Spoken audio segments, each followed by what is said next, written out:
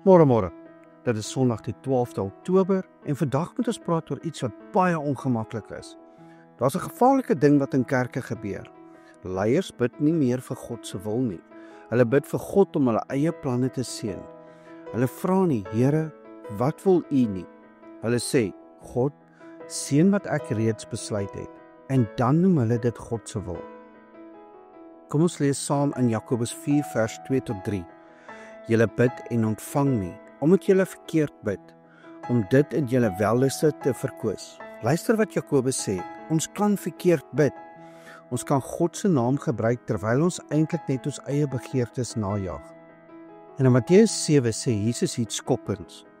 Baie sal in daardie dag vir my sê, Here, het ons nie in U naam geprofeteer, in U naam duiwels uitgedrywe, en in U naam baie kragte gedoen nie? En dan sal ek aan hulle sê, ek het julle nooit geken nie, gaan weg van my, julle wat die ongeregtigheid werk. Baie mense sal sê, Here, maar hulle het nooit God se wil gedoen nie. Nou die woord wil in Grieks is thelema. Dit beteken God se soewereine wil, nie ons begeertes nie, maar God se ewige plan. Wanneer Jesus in Getsemane bid en sê, nie my wil nie, maar U wil geskied. Dit is 'n ware gebed. Dit is oorgawe. Nou hier's die probleem. Baie predikers bid nie vir God se thelema nie. Hulle bid vir groter geboue, groter skares, groter offerandes, groter invloed. En dan sê hulle, God het vir my gesê. Maar wag, het hy regtig? Want Jeremia 17 vers 9 sê, die hart is bedrieglik bo alle dinge en ontsettend boos. Ongelukkig ons harte is so verdorwe dat ons ons eie sonde kan regverdig. Ons kan ons eie ambisies God se wil doen. Ons kan enige begeerte met godsdienstige taal bedek. 'n Prediker kan sê, God het vir my gesê om dit of dat te koop of te huur. Maar waar in die skrif staan dit? Waar het Jesus so gebid? Waar het Paulus so gebid? Nêrens nie. Jesus het gebid, nie my wil nie, maar U wil geskied. Paulus het alles opgeoffer. Die disippels is nie ryk gemaak nie, hulle is gemartel. Wanneer leiers bid vir hulle eie planne en noem dit God se seën, breek hulle God se soewereiniteit. Hulle maak van God 'n dienaar aan hulle begeertes.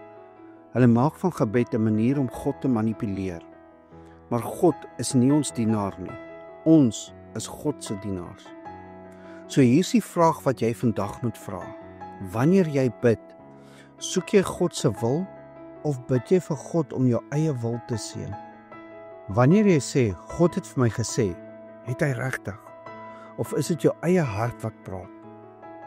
Sal jy nog ja sê vir God as hy wil anders is as jou planne? Want dit is die verskil tussen ware gebed en geestelike manipulasie. Kom ons bid saam. Heilige Vader, vergewe ons vir die kere wat ons gebid het vir ons eie planne en dan U naam daarop geplak het.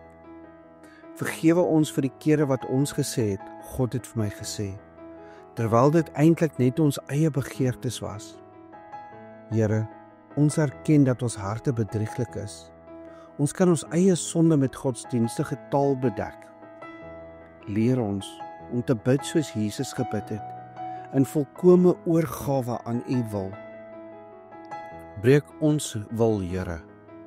Maak dit onderdanig aan U wil. Nie ons wil nie, maar U wil geskied. In Jesus se groot naam. Amen.